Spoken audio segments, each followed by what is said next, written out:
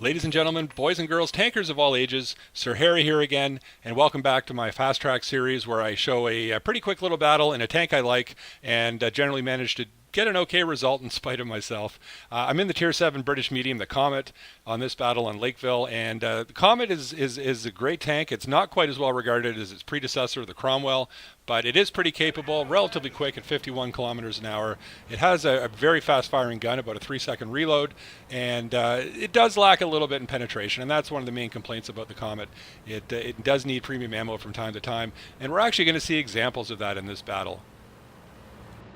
So our Type 64 has decided to head down the middle road to provide some early spots for our team. That's a perfect spot for a light tank, although I am a little concerned he's vulnerable. If the AMX-12T on the enemy team decided to come up and scout for their team, he could clip that Type 64 and then we would be blind. So I come up to escort him and he gets an early spot on a T1 Heavy. I do get a couple of shots in before he disappears, and then I decide to put a couple of blind shots downrange just in the chance that I manage to penetrate him. Now looking at the mini-map, we've actually got a pretty good deployment for our team. We've got a couple of heavies and a light going valley, heavies with medium and TD support going city. So that's pretty balanced. Don't have any of the lemming trains you have sometimes on this map where the entire team goes one way or the other. Now an SU-152 appears. I'm really concerned about this guy. I do miscalculate the first shot, but manage to get a damaging shot in next. And then I turn my attention to the T-34. The SU-152 can't do any damage while he's driving to the east like that. He has to turn around, stop, and actually point his gun at us. So we decide to take out the T-34. I track him. I get some damaging shots in. He repairs and backs up. I track him again there and manage to get the kill shot. That SU-152, we are going to want to keep an eye on him, though. With high explosive ammunition, he has 86 pen, which can penetrate the front of my hull, which is only 76 millimeters of armor. And if he does pen with a high explosive, his max damage roll is 1138, which is almost all of my 1150 hit points. So again, I'm really worried about him. I track him. I get a shot before he disappears, and another shot then goes into the carousel. So he's in the city now. Again, I'm going to be paying attention to the mini-map to see where he is and when he pops up. That T1 Heavy appears again, and he's still down there. He's pretending he's a TD. He's turned sideways too, which is great. I mean, I can pen him from the front, but you know, side shots are better, and we get some more shots again before he disappears. But no confirmation whether or not I actually did damage at the end there. The T1 Heavy's finally given up and realized he's not a TD. He could probably do more in the city. He drives, again, right across the south side of the lake, well within spotting distance. He should have gone way down south to the K-line before turning, and I managed to track him. I managed to kill him, and he's out of the game now. Our T1 Heavy, who's been sitting at our spawn the whole time, now decides to come down the middle. Not entirely sure, again, what he thinks he's doing. He thinks he's a TD as well. I guess it's a T1 Heavy driver kind of thing. And so whatever, he can come along and maybe get some shots in.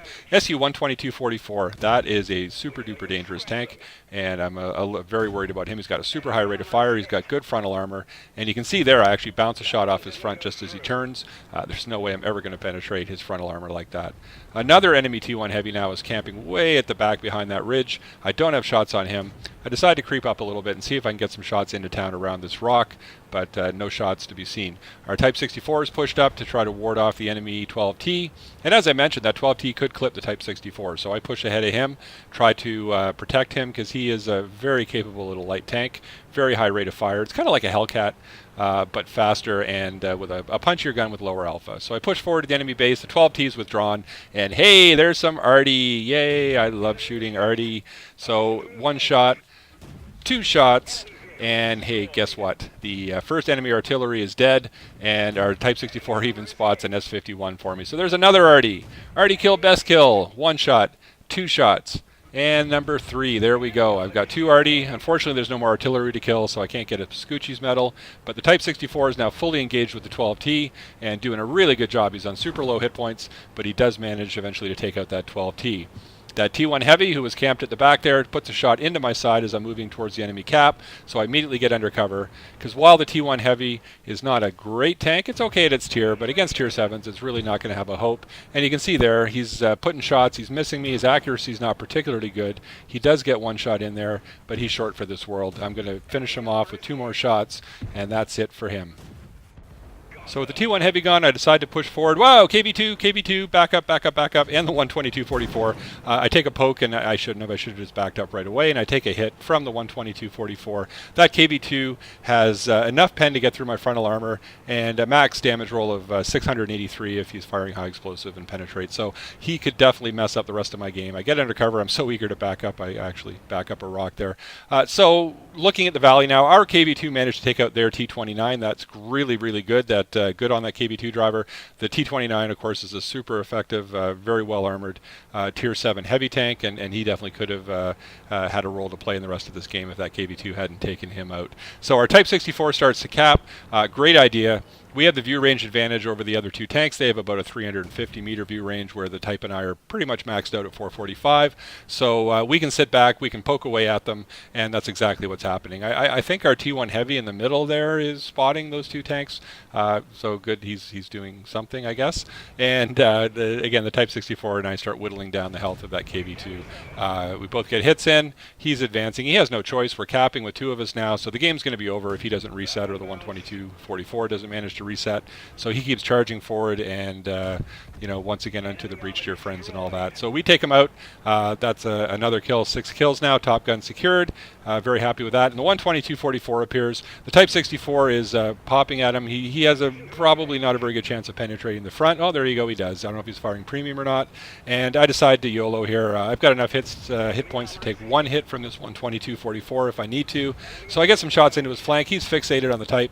And look at this. Yeah, tomato moment there. I managed to put a shot at a really bad angle, but make up for it with a kill shot. 7 kills, and game secured. So very happy with that result. Ace tanker, high caliber, top gun.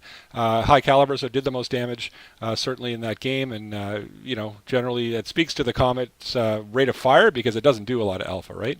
2830 damage, 1336 experience points. You can see the Type with 998 experience did a good job, and 1860 damage for him, again with a low alpha gun. I managed to make 21,000 credits profit with a standard account. That was great.